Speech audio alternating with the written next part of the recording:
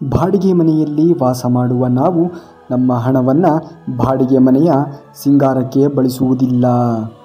ಮಾಲೀಕನ ಅಧಿಕಾರದಲ್ಲಿರುವ ಮನೆಯನ್ನು ನಾವು ಬಿಡಲೇಬೇಕಲ್ಲವೇ?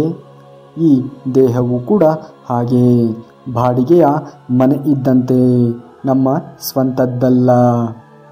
ನಮ್ಮ ಶಕ್ತಿ ಪ್ರಯತ್ನಗಳು ಈ ದೇಹದ ಸಿಂಗಾರಕ್ಕಾಗಿ ವ್ಯಯ ಆಗಬಾರದು.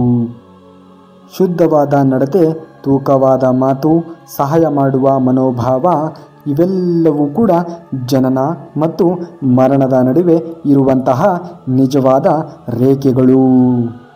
ಈ ರೇಖೆಯಲ್ಲಿ ಇರುತ್ತದೆ ಅಂಥವರಿಗೆ ಭಗವಂತ ಅದೃಷ್ಟದ ರೇಖೆಗಳನ್ನು ದಯಪಾಲಿಸುತ್ತಾನೆ. ದುಃಖದಲ್ಲಿ ಇದ್ದಾಗ ಕರೆಯದೆ ಹೋಗಬೇಡ. ಸಂತೋಷಕ್ಕೆ ಕರೆದರೆ ಮಾತ್ರ ಹೋಗಬೇಕು. ಕಷ್ಟಕ್ಕೆ ಕೇಳದೆ ಕೊಡಬೇಡ. ಇಷ್ಟಕ್ಕೆ ಕೇಳಿದರಷ್ಟೇ ಕೊಡಬೇಕು. ಇದೆ ಎಂದು ತೋರಿಸಬಾರದು, ಇಲ್ಲವೆಂದು ಸಾರಲು ಬಾರದು. ಇದ್ದು ಇಲ್ಲದಂತೆ ಇರಬೇಕು, ಸತ್ತರೂ ಬದುಕಿದಂತೆ ಇರಬೇಕು. ಮಾನಸಿಕವಾಗಿ ಬಲಹೀನರಾದವರು ಸೇಡನ್ನು ತೀರಿಸಿಕೊಳ್ಳುತ್ತಾನೆ. ಶಕ್ತಿಶಾಲಿಯಾದವನು ಕ್ಷಮಿಸಿಬಿಡುತ್ತಾನೆ. ಬುದ್ಧಿವಂತ ಮರೆತು ಬಿಡುತ್ತಾನೆ. ನೀನು ಬುದ್ಧಿವಂತ ಮತ್ತು ಶಕ್ತಿಶಾಲಿಯಾಗುವ ಎಲ್ಲ ತಪ್ಪುಗಳನ್ನು ಕ್ಷಮಿಸಿಬಿಡು ಮತ್ತು ಮರೆತು ಬಿಡು. ನಮ್ಮನ್ನು ಇಷ್ಟಪಡುವರು ನಮ್ಮಲ್ಲಿ 1000 ತಪ್ಪುಗಳು ಕಂಡರೂ ಕೂಡ ಕೈ ಹಿಡಿದು ತಿದ್ದಲು ಬಯಸುತ್ತಾರೆ.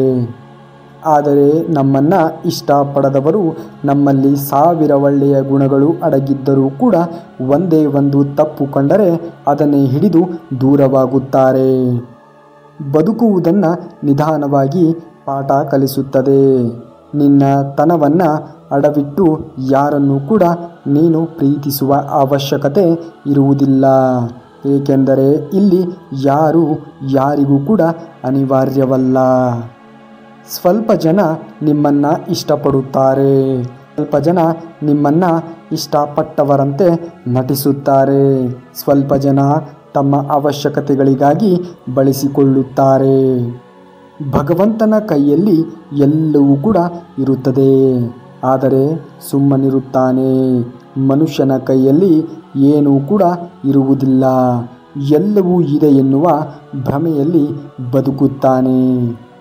ಕಷ್ಟದಲ್ಲಿ ತಾಳ್ಮೆ, ನಷ್ಟದಲ್ಲಿ ಸಹನೆ, ತೊಂದರೆಯಲ್ಲಿ ಶಾಂತಿ, ದುಃಖದಲ್ಲಿ ಸಮಾಧಾನ ಇದ್ದವರಿಗೆ ಬಾಳಲ್ಲಿ ಯಾವ ಭಯವೂ ಕೂಡ ಇಲ್ಲ. ನಿಮ್ಮ ಒಳ್ಳೆಯತನವನ್ನು ಸಾಬೀತುಪಡಿಸಲು ಪ್ರಯತ್ನಿಸಬೇಡಿ. ನಿಮ್ಮ ವ್ಯಕ್ತಿತ್ವ ವಿಶೇಷವಾಗಿದ್ದರೆ ಸಮಯವೇ ನಿಮ್ಮನ್ನು ಯೋಗ್ಯರನ್ನಾಗಿಸುತ್ತದೆ. ಇನ್ನು ಇದೇ ರೀತಿಯಾಗಿರುವಂತಹ ಮಾಹಿತಿಗಳಿಗಾಗಿ ತಪ್ಪದೇ ನಮ್ಮ ಚಾನಲ್ನ ಸಬ್ಸ್ಕ್ರೈಬ್ ಮಾಡಿಕೊಳ್ಳಿ. ಮುಂದಿನ ವಿಡಿಯೋದಲ್ಲಿ ಸಿಗುವವರೆಗೂ ಧನ್ಯವಾದ. ಕರುನಾಡಿಗೆ.